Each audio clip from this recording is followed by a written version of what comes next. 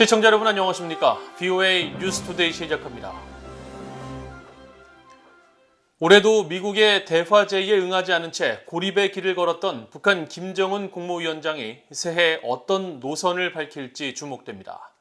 미국의 전문가들 사이에서는 김 위원장이 미국 측의 양보를 얻어내기 위한 위협적인 도발과 평화 공세를 병행할 수 있다는 관측이 나오고 있습니다. 첫 소식 박형주 기자가 보도합니다. 2022년 북한의 선택을 관측해 볼 수 있는 첫 번째 가늠자는 27일부터 시작된 북한 노동당 전원회의에서 나올 것으로 보이는 김정은 국무위원장의 신년사 성격의 메시지입니다. 무엇보다 미북, 남북관계 등 대외기조와 관련해 강경과 유화 중 어떤 방향의 메시지가 나올지 관심사입니다.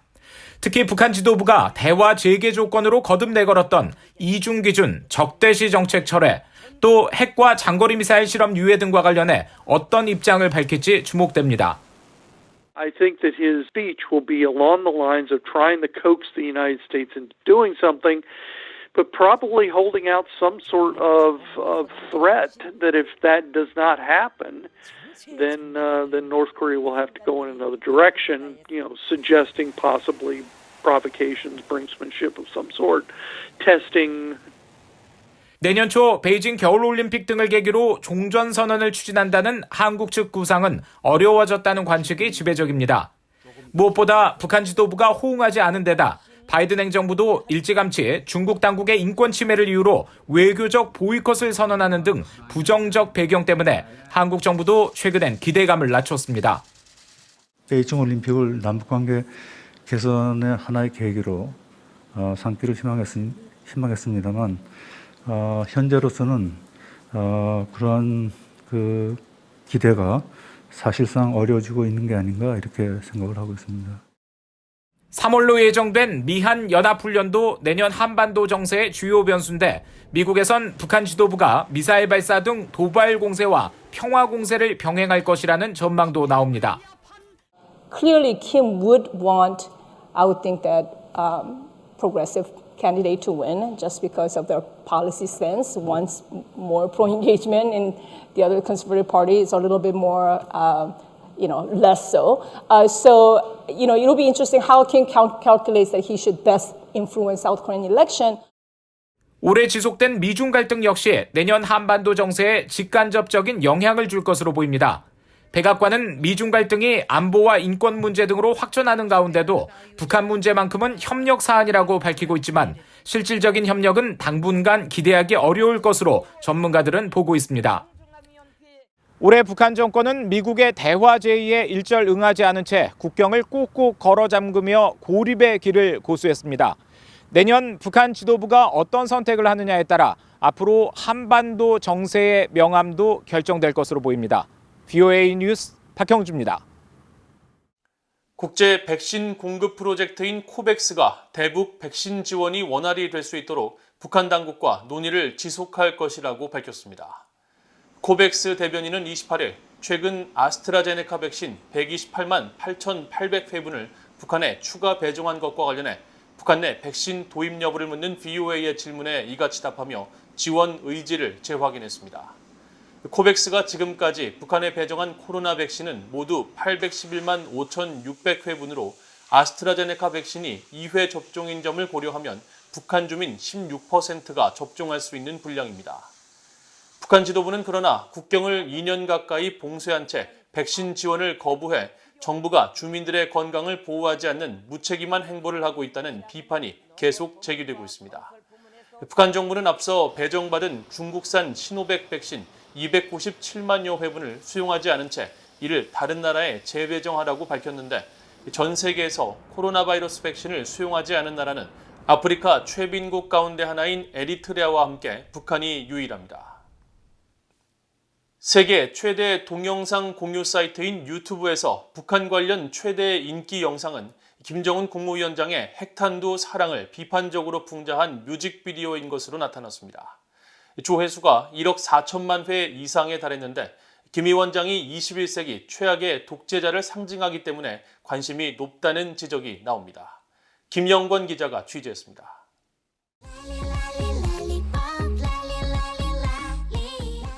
김정은 위원장 역할을 맡은 배우가 핵탄두에 꽃을 바치고 입을 맞추며 끌어안습니다.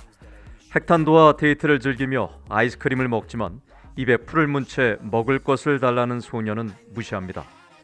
이 뮤직비디오는 러시아 음악 밴드인 리틀빅이 만든 노래 롤리밤으로 2010년 12월 유튜브 영상에 처음 오른 뒤 4년 만에 조회수 1억 4,460만 회를 기록했습니다. VOA가 유튜브에서 북한 영어 이름인 노스코리아와 김정은 국무위원장의 영문 이름을 검색해 최대 조회수별로 정렬한 결과 핵폭탄을 미국식 막대 사탕에 비유한 이 롤리밤 뮤직비디오가 가장 높은 조회수를 기록한 겁니다. 이 영상 아래 댓글 중 처음에 영상을 보며 웃다가 끝부분 처형엔 눈물이 난다는 글은 4만 5천 명이 좋아요를 눌러 민생을 무시한 채 핵미사일 개발에 올인하는 김정은 위원장에 대한 비판 영상과 견해에 많은 공감을 표시했습니다.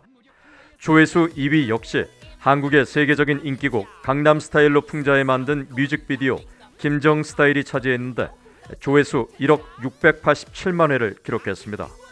Dancing single file. Make sure and 풍자 영상물을 만드는 더키 오브 어썸이 한국 가수 싸이의 강남스타일이 세계적인 열풍을 일으켰던 2012년에 제작해 올린 이 영상은 북한 주민을 우리에 가둔 채 끊임없이 강제 노동을 시키면서 핵무기를 개발하는 김정은의 모습을 비판적으로 풍자하고 있습니다. 이 밖에 김정은 위원장으로 분장한 남성이 뉴욕시를 10시간 동안 활보하며 시민들의 반응을 보여주는 동영상이 거의 조회수 4천만 회를 기록하는 등 북한 지도자를 풍자한 영상이 1위에서 8위까지 상위 대부분을 차지했습니다.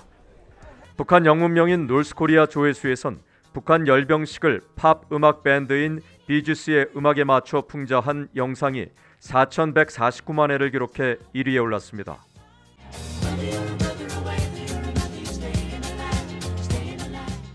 유튜브에서 북한 관련 조회수 1,000만 회를 넘은 영상은 거의 30개에 달했는데 김정은 위원장과 북한 사회를 냉소적으로 풍자해 비판하는 영상이 가장 많았고 외국인 방문객들이 여행 중 촬영한 북한 주민들과 거리 풍경, 북한 인권운동가로 활동하는 탈북민 이연서 씨와 박연미 씨의 증언 영상도 1,000만 회 이상의 조회수를 기록했습니다.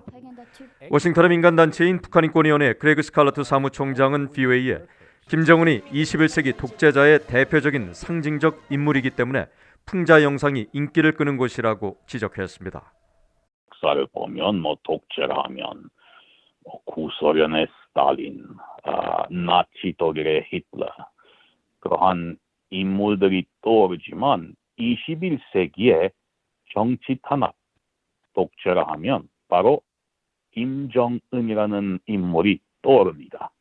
김정은이 북한의 독재자 된 지 10년이 되어가지만 계속 변함없이 이러한 독재 탄압의 상징적인 인물이기 때문에 이러한 영상들이 인기가 많습니다.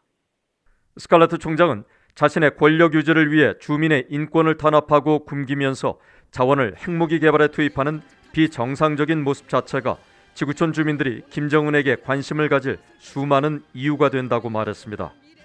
전문가들은 또 세계에서 거의 유일하게 2년 가까이 국경을 봉쇄하는 등 운둔의 독재 왕국으로 불리는 북한에 대한 호기심이 동영상 조회수를 높이고 있다며 김 위원장이 북한을 개방하지 않고 비정상적인 정책을 고수하는 한 김정은과 북한을 냉소적으로 풍자하는 이런 동영상은 계속 인기를 끌 것이라고 전망했습니다.